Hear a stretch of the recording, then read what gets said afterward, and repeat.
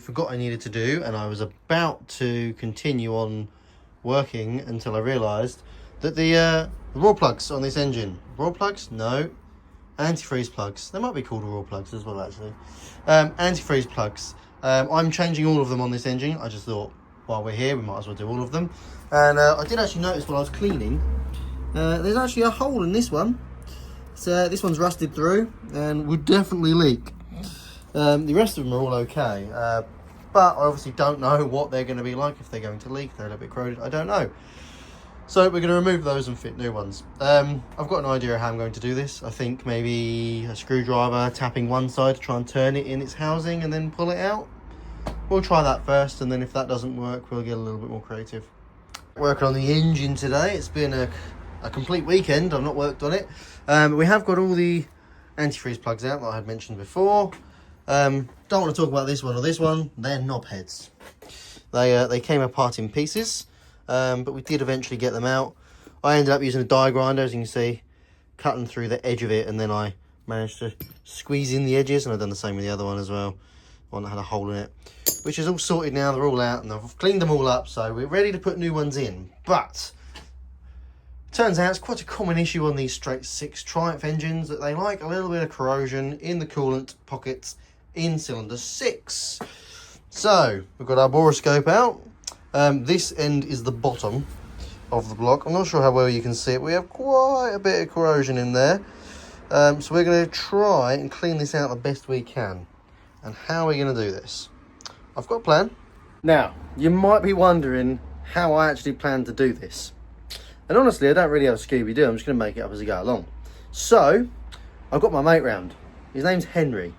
Henry is an absolute perfectionist when it comes to removing things from really tight spaces.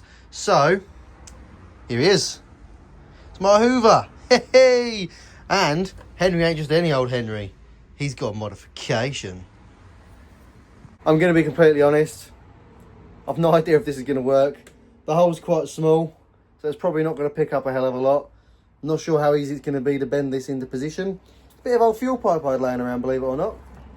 It was either this or I was going to use a little bit of coolant pipe, and the coolant pipes, the walls are a little bit thicker, so I would have ended up having a smaller diameter hole to suck things up with, which means it would have get blocked a lot easier. So hopefully this is going to be a good size to do this. It's just whether I can bend it nicely to get in those holes and clean it all out. This isn't the only tool I've got. The other tool is a bit of wire that came off of a shock absorber when it was new.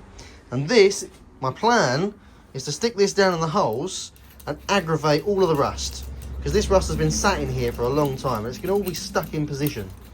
So if we aggravate it all and get it all free moving, hopefully Henry can then get in there and suck it all out. And then when we're done, we're going to blow it out with some air. I'm not going to flush it, because I really don't want flash rust on any of the parts. Yes, I probably could get away with flushing it through, but I really don't want to take the risk of getting anything on the crank or in cylinder walls. So we're not gonna flush it with water. We will flush it with water once the engine is all assembled and ready to go in the car, though, and that way we don't have any risks of having that happen. So with that, I'm going to attempt to try and clean some of this crap out from the engine. An example of how bad all this grit is that's in here.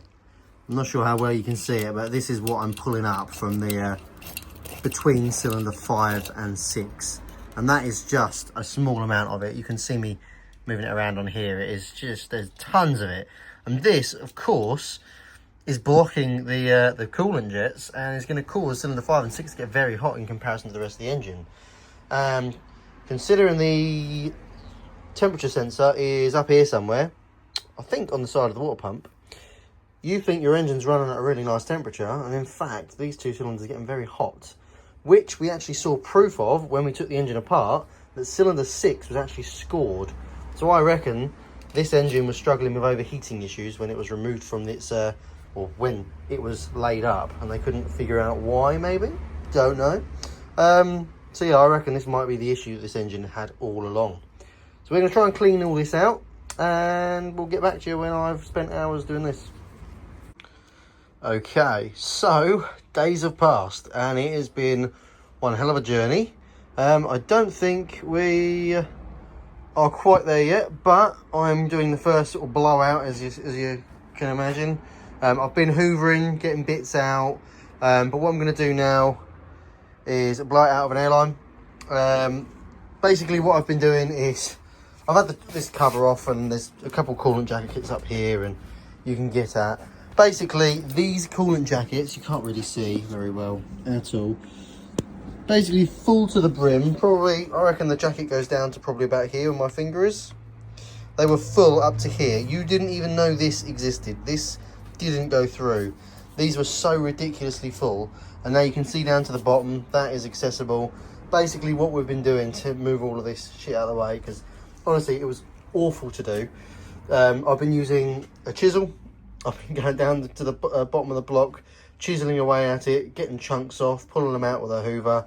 And then I come up with an idea tonight. I was going to use a bit of wire in a drill, which had semi-success. Honestly, it wasn't too bad. It did bring chunks out, especially the bit at the end here that had started to fray a little bit. Really started taking chunks out of this stuff, and it is really in there. It's tough. But what we're going to do now is we've basically got to a point where I'm pretty happy with it. I need to blow it out, see what we've got left afterwards, and then if I decide to do more, we'll do more. But yeah, let's do it. Okay, so I suppose the plan here, really, we're going to just blow them out. I'm going to go hole by hole, plug by plug, and just go through the whole thing and get anything that makes dust come out the engine. We're going to keep going until it stops, basically, and then we'll recheck it afterwards. So let's crack on. As you can imagine, I am expecting dust, so I got the mask on just in case I need it.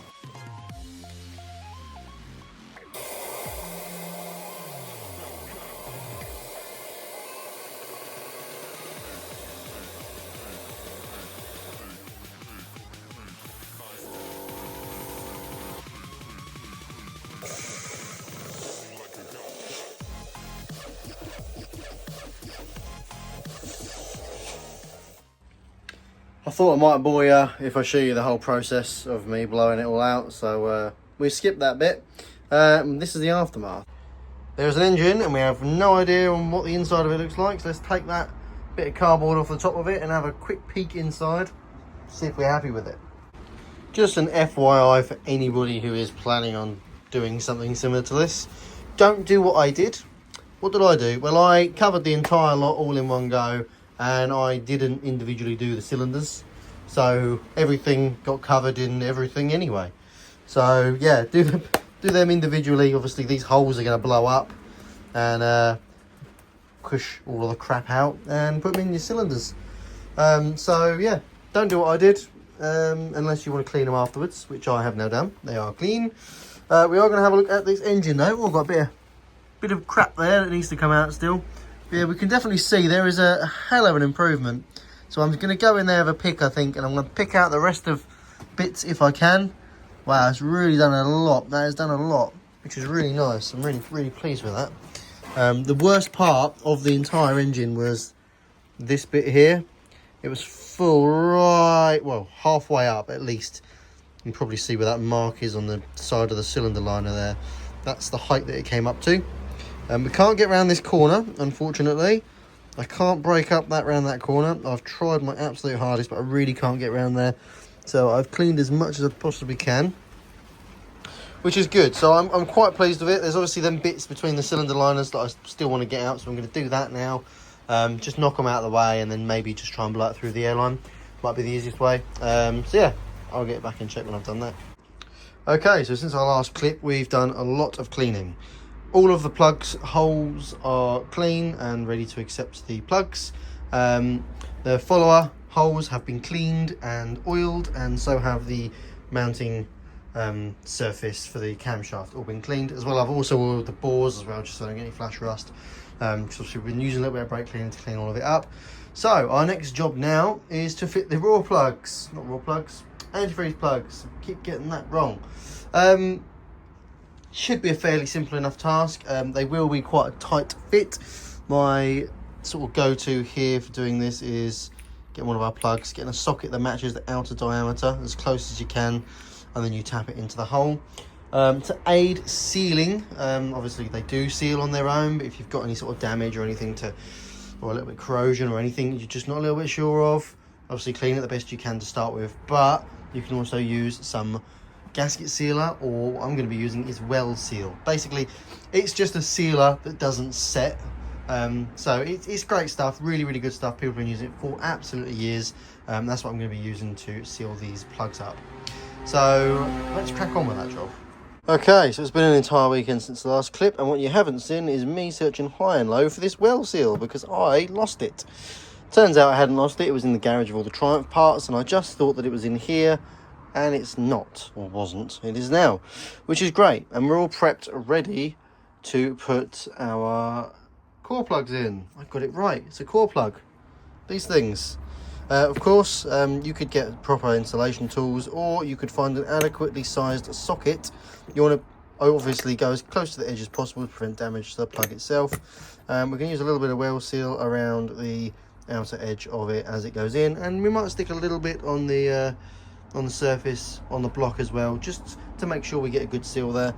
Of course, these should seal absolutely fine without anything on them, but this is just a step that is going to ensure that we don't have any issues. So yeah, that's what I'm going to do now. I'm going to get a little bit of well seal on the surface, make sure everything is clean, which I've done, and stick them in.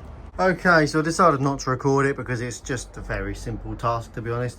Get them in as straight as you possibly can. They are going to seal up. I've gone for a flushness as best as possible.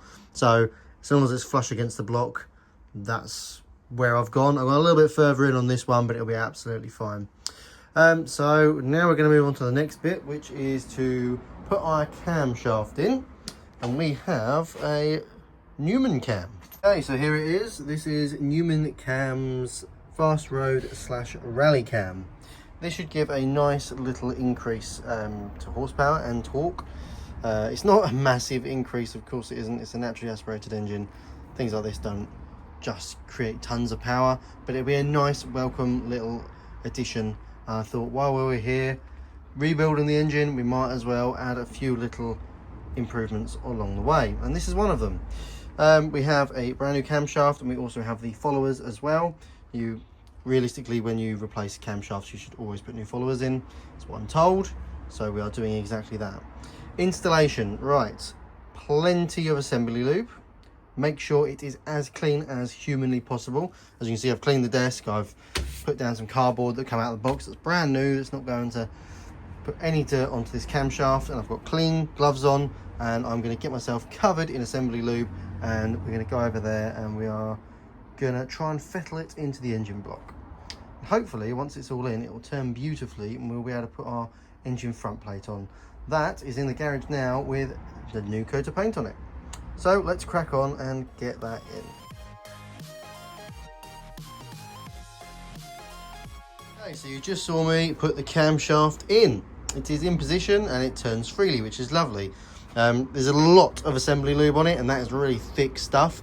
So the camshaft doesn't turn like, it turns really smoothly, but it's not really easy to turn. And that's just the assembly lube that's all on the bearing faces. That's just sticking it all together a little bit.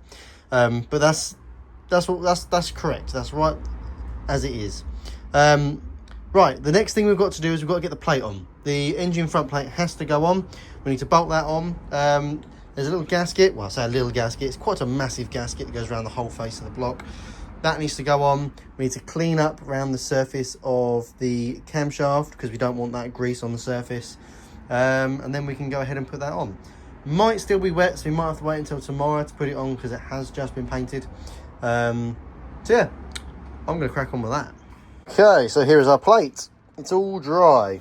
As you can imagine, it is the next day. We've also got loads of pitting on this plate, but it is okay. It's not gone through to the other side, and as this is going to be running oil, it's not going to corrode any further, which also begs the question, did I need to paint it? And the answer realistically is no, I didn't, but it looks nice, so it's painted. We're going to go and fit it onto the block now. I need to dig my gasket out, which is in a big box over there, so I'm going to do that. Okay, so here is our gasket. All of the holes sort of line up. It should be okay. Does look like some 5-year-old cut the circle for the crankshaft here, but it will be fine once we've all coated it up. And once it's on, I will try and go around it with a blade and just tidy it up a little bit. I might do that before I put it on, to be fair, just give it a little bit of a tidy up, because we have got some edges that are overhanging a little bit that I don't like the look of. But yeah, this will be absolutely fine. This will do the job. So what I'm going to do is I'm going to sort this gasket out, and then I'm going to get some sealer, and we're going to stick some sealer on the front of that block over there, stick the gasket on, then we'll put some sealer on the other side of the gasket, and then we'll stick the plate on and bolt it all up. Sounds good. Okay, so I've got the front gasket on. As you can see on the back here, I've got plenty of gasket sealer on the back there, which is going to seal this to the block nicely. Once it's all bolted up and clamped together, that'll seal it up. Remember, we're only putting a nice thin layer on there. The last thing you want to do is tighten it up and have gasket sealer splurge out all over the place. Obviously, we've got a nice new camshaft here. Yes, we've got tape on there, so it's going to stop it from getting any gasket sealer on it. So there's our crankshaft here as well. But at the end of the day, we don't want gasket sealer hanging out of everywhere. Last thing we want to do is block the coolant ports, things like that. So yes, that's how I'm doing it. Come across here now to have a look at the plate that I've prepped, or sort of prepped. So I still need to splurge it all out all over the place, get a nice thin layer on there. I forgot to find out what bit I needed to do first, so I used the bit of cardboard that I did that on, and it's come out quite well. So yeah, let's get that off, we'll get that all on and get it bolted up. Okay, boom, just like that. The plate is on the front of the engine and it's all bolted up. We've also taken the masking tape off of the camshaft and the crankshaft. From what I can remember, there are only 3 bolts that retain this plate directly to the block, and they are this one, and this one. The rest of them do, but not until the cam cover, the timing chain cover has been put on. Obviously, the bracket that sets your camshaft end float and stops the thing falling out, this also does act as retaining that plate as well. For tonight, because I'm not going to get obviously this engine finished tonight, I have put this bolt in the top here just to get an even load on the sealant. So once it's set, it is on there, and we've not got a loose bit up here with some dodgy sealer. So that's all good, and I'm quite happy with that. Now we're going to go ahead and stick this plate on. Like I just mentioned a minute ago, this does set your crankshaft end float. I'm going to go ahead and fit this bracket, and then we'll talk about the crankshaft end float. Okay, so here's my understanding of the camshaft end float on these engines. It should be somewhere between 0.03 and 0.25. I've got 0.8 and 0.9, so I'm just going to demonstrate mine. This is 0.8 that I'm going to put in first. As you can see, it goes in nice and easy behind that, which is perfect. If I go for 0.9, however, it does not. I can get it in there, but I have to go at a bit of an angle. So, which means mine is measuring at 0.8, which is perfect, which is well within specification. So I've not actually had to do any shaving at all. If yours is too tight and decides that it's going to jam the camshaft up, you've got to take some off to try and get your clearance that you need. So yeah, we're all good there, and it's now to the point where we need to start putting sprockets on, which is exciting. Okay, so I've just plonked the sprockets on. We're not in any sort of time or anything at the minute. We are quite literally just making sure that we shim our crankshaft correctly. Fortunately, I have the original shims and I have already checked mine. The way to do this is to put the bottom, both the gears on, get a flat edge, put it across, and make sure that they are level and that they are both, everything is touching and everything is flat, which mine is perfect of. I'm using the original shim on mine, which obviously takes it back to the spec that it was before, which apparently was fine. So that is now done. The next thing that we've got to do realistically is figure out how we're going to time this engine up. I am going to time the engine up, I promise. It won't be in this video because this video is getting quite long. But I have got a little side quest. We've got to fit a new guide to our chain cover. This is a very simple job. I've actually already fitted it. You've got 2 little pins, which you can see there. One on the top, one on the bottom, stops the pin coming out. Bottom one, as you can imagine, is a bit of a dick to get out. So I'm going to put them in with the new one, and then I'll call this video done. Okay, so that we now have our new chain guide fitted. The reason I started this job is because I only had 5-10 minutes and I didn't want to get started with building tools to do our timing. So I thought I'd just carry on with this, and I didn't get it finished. So it's all together now. Timing cover looks lovely. It is black, as is all the other bits of the engine. And we're going to paint the engine black as well, to be honest, just because it fits in, I suppose. It's quite a fitting in colour. So I'm going to stick this over here with the rest of our bits, which is awaiting being fitted at some point. And yeah, we're going to crack on with the timing now. I'm building some tools for that, but we're not going to do that in this video, unfortunately. So this video is starting to get a little bit long, and it is time to end it. And we'll upload this, and we'll see when the next one comes out. Hoping to do them within like a week interval, but life gets in the way, so it does take a little bit longer sometimes. So yeah, we have got an adjustable cam sprocket. We're going to be sticking that on and getting that all timed up nicely. It's the first time I've ever done timing on one of these engines. So it's a lot to learn with degree wheels and all that, but I feel like I've got it all sort of figured out in my head, so hopefully we get it right. With that, I'll see you in the next video.